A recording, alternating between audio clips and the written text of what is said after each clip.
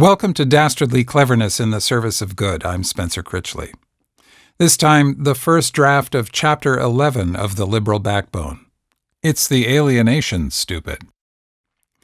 As always, you can find the previous chapters in previous episodes, or at dastardlycleverness.com, on the Dastardly Cleverness YouTube channel, or at Substack. Just search there for Spencer Critchley. And if you have any comments or suggestions, I'd love to hear them. Here we go. The fiendish thing about the iron cage is that the harder you try to escape, the harder that gets. The cage, after all, is the way you think. So the more you try to think your way out, the more surely you lock yourself in. A case in point. The Democratic Party recently paid $20 million to study how to talk to men. When I heard about that, my first thought was, it's as if they see them as members of a strange, distant culture. And apparently they do, according to this reporting in the New York Times. Democratic donors and strategists have been gathering at luxury hotels to discuss how to win back working-class voters, commissioning new projects that can read like anthropological studies of people from faraway places. The prospectus for one new $20 million effort, obtained by the Times, aims to reverse the erosion of Democratic support among young men, especially online. It is codenamed SAM, short for Speaking with American Men, a strategic plan, and promises investment to, quote, study the syntax, language, and content that gains attention and virality in these spaces. If Democrats are alienated from men, it might just be because they see them as objects of study, as opposed to human beings they actually know. If you know someone, you probably don't need to study their syntax, language, and content, or learn about these other spaces they inhabit. And it's not just men who are becoming strangers to the Democratic Party. It's Black, Latino, Asian, and female voters, too. Many are members of the party's former blue-collar base. In recent decades, the non-college-educated share of the Democratic vote has shrunk from 55% to 25%. We are losing support in vast swaths of the country, in rural America, in the Midwest, the places where I'm from, says the Democratic Colorado Representative Jason Crow. People that I grew up with who now support Donald Trump, who used to be Democrats. There's no reason why we shouldn't have the support of these folks, other than we have pushed in so many ways these people away from our party.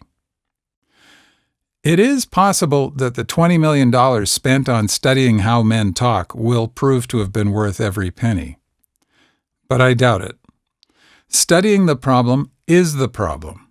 Studying it more makes it worse. Today's highly educated, stuck-in-their-heads Democrats study politics instead of practicing it. They analyze voters instead of connecting with them. They commission polls, conduct focus groups, convene seminars, and yes, pay for an expensive research project called SAM, presumably because that sounds like a regular guy kind of name. But who knows? Not us until we do the research. The results will join petabytes of data Democrats have already collected at huge cost. That's part of what's being paid for by that endless flood of fundraising texts you get. They will mine their data once more to try to devise a message that surely this time will work. But again, I doubt it. Yes, if you want to talk to people, especially if you want to persuade them of something, it's a good idea to learn about them first. That's why advertisers invest in market research. But effective advertisers know that data alone can't tell you how to talk to people, how to reach and move them. That's why the best advertisers also invest in the best creative talent they can find. But so many Democratic campaigns seem to have been designed by the research department, not the creative department. All data all the time, one list of policy points after another, addressed not to people but to demographics, Black voters, Latino voters, LGBTQ voters, etc., etc., etc. And even if they do hire more and better creatives, let's remember, most people don't like advertising, no matter how good it is. Democrats are failing to meet a standard they need to exceed. When voters listen to a candidate, they want to at least believe they're hearing more than a marketing message. But Democratic Party leaders will announce each new message and even explain how they and their consultants came up with it, thereby drawing maximum attention to how artificial it is. I think they can't help themselves. A literal-minded focus on the mechanics of everything is typical of life in the iron cage, where only the mechanics are real. Like the mechanics of syntax, language, and content, instead of actual connection with living, breathing humans. Let's say I become an expert in the syntax, language, and content used by the French. That would allow me to speak with French people. But could I really connect with them the way I might if I had actually been living among them? Could I win a French election? After I failed at that, let's say I tried harder, say by learning some of the latest French slang and wearing new French styles. When you encounter foreign visitors to your country doing that, how often does it fool you? How well has this approach been working for Democratic candidates, bouncing along in a tank, wearing brand new hunting clothes, or dropping their G's in a blue-collar bar? James Carville famously said, "It's the economy, stupid." And the economy does matter a lot. But Bill Clinton didn't win because he was an economist. His gift wasn't that he understood how the economy worked, although he certainly did. His gift was that he understood how the economy felt. Lots of smart Democrats get the first part. Too many seem oblivious to the second part. It's the alienation, stupid. But how do you get unalienated? How do you escape your own mind? Not by thinking the same old way, but harder. You learn to think in a different way. A good place to start is with the Nobel-winning psychologist Daniel Kahneman's Thinking Fast and Slow. It's based on decades of experiments he conducted with his late research partner, Amos Tversky. The book overturns previous assumptions about how people make decisions, including political ones. That's seldom through slow, careful analysis of their options, which means a whole lot of democratic communication is wasted. No, we make most decisions via fast shortcuts in the form of biases and heuristics. For example, the heuristic of salience, whatever sticks out in our awareness. A single emotionally intense experience will loom over endless expanses of data. Consider Jaws, the original summer blockbuster. 50 years after its release, countless swimmers, me among them, still have an irrational fear of sharks, even though the risk of a shark attack is minuscule. The drive to the beach is literally millions of times more dangerous. But the image is overpoweringly salient. A lone, vulnerable girl suddenly pulled below the waves by a 35-foot great white. So is the lethally efficient shark theme by John Williams, 2 notes on a cello evoking pure terror rising from the depths of our psyches. Sleazy salespeople and demagogic politicians love salience. Trump, who is both, lives by it. His actual record in business is one of incompetence and serial bankruptcy. But what's salient in the minds of his supporters is the image of the brilliant mogul he played in 2 works of fiction, The Apprentice and The Art of the Deal. The actual record of immigrants in our country is resoundingly positive. Aside from their many contributions, immigrants, including the dark-skinned ones Trump is constantly warning about, are less likely to commit crimes than native-born Americans are. This means that if your neighborhood sees an immigration influx, the per capita crime rate is probably going to go down. Trump doesn't care. All he needs on any given day is one vivid story of a bad crime by an immigrant, even if he has to make one up.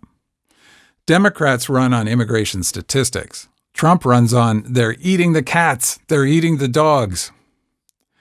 Seeing how readily so many people fall for such scams, it's tempting to conclude that Plato was right. Most people are stupid. All of us could stand to be humble about our brain power, But we don't think fast because we're stupid. We do it because it helped our species survive this long. In our earliest days, thinking fast or slow was a matter of life or death.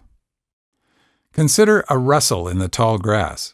Or rather, don't consider it. There's no time.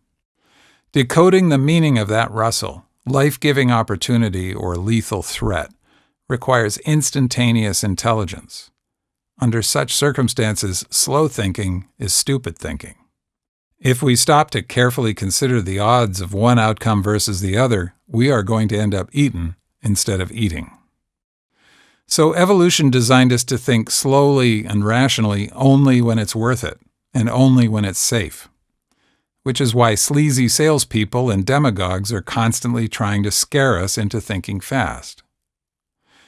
But it's possible to appeal to people's fast minds without being sleazy.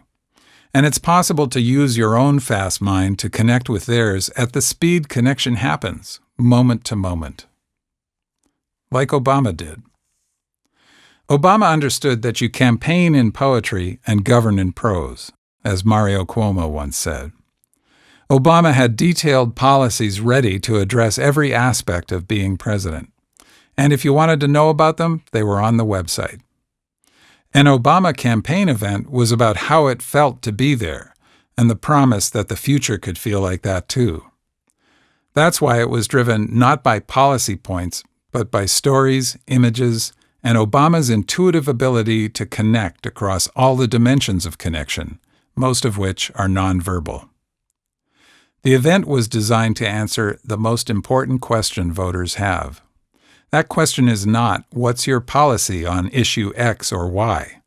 It's, can I trust you? Can I trust you to do this job, trust you to look out for me and my family, and trust you to take care of X, Y, and all that other stuff? You establish trust by connecting with people emotionally, not intellectually. Rationalists have traditionally deprecated emotions because they see them as interfering with thought. That's how Plato saw them, as have most rational thinkers since. And emotions do interfere with thought, rational thought. See above re sleazy salespeople and demagogues. But recent findings show that emotions are essential to a different kind of thought. It's the kind of thought we use to make most decisions. Even the slow ones in the end. Around the same time Kahneman and Tversky were challenging conventional wisdom on how we think, so was a young neuroscientist named Antonio Damasio. Damasio suspected that reason and emotions are not separate from each other. Neither are the mind and body, an assumption dating at least to 1637, when René Descartes declared, "I think, therefore I am." Damasio's suspicion appeared to be confirmed when he met a patient he calls Elliot. Elliot had undergone surgery to remove a tumor impinging on parts of his brain that enabled the experience of emotions. Damasio tells the story in his book Descartes' Error, Emotion, Reason, and the Human Brain.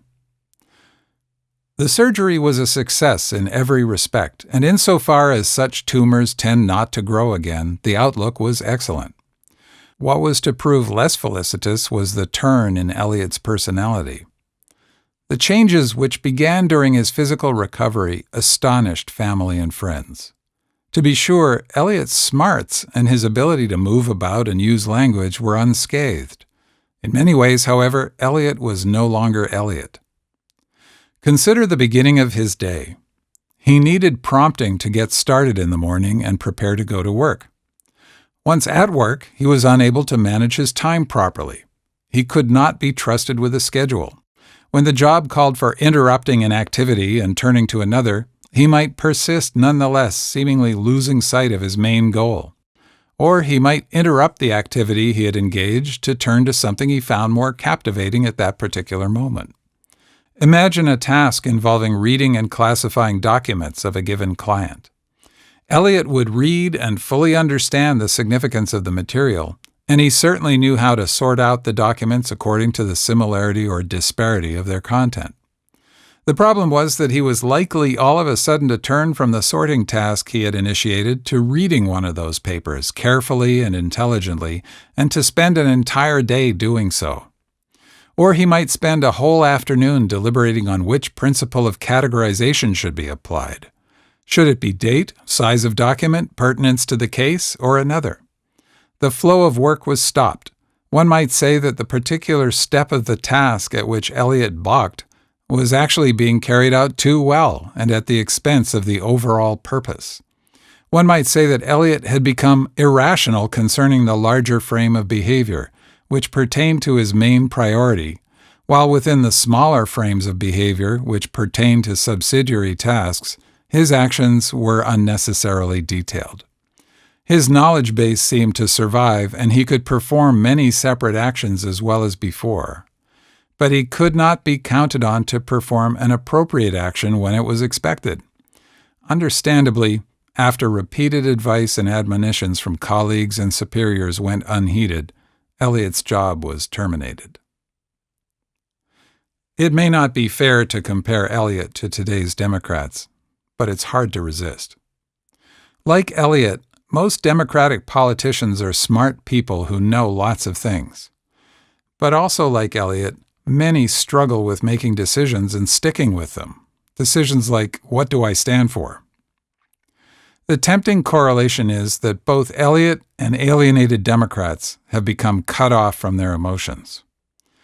And as Damasio's research indicates, people need emotions in order to make decisions. If you don't have ready access to your emotions, being smart can make your decisions harder.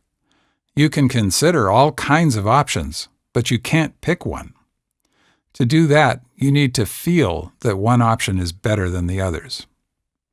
Damasio writes, "The powers of reason and the experience of emotion decline together." Obviously, alienation isn't the same as brain damage. And I don't mean to suggest that alienated Democrats have no feelings at all. They cry and laugh like anyone else. But so much of what they say is so affectless, the pain and joy of life transmuted into abstract concepts. A notorious example was provided by Senate Minority Leader Chuck Schumer after Trump slashed grants to Harvard University, including money for vital medical research affecting millions of lives. Asked what Democrats were going to do about that, Schumer said, "We sent him a very strong letter just the other day, asking 8 very strong questions." That's just so weirdly bloodless and hormoneless. The good news is lots of Democratic voters noticed and made their emotions clear. Maybe that'll show up in the data. Or maybe more Democratic leaders, including some new ones, will show they don't need data to know how to talk. More on that next time.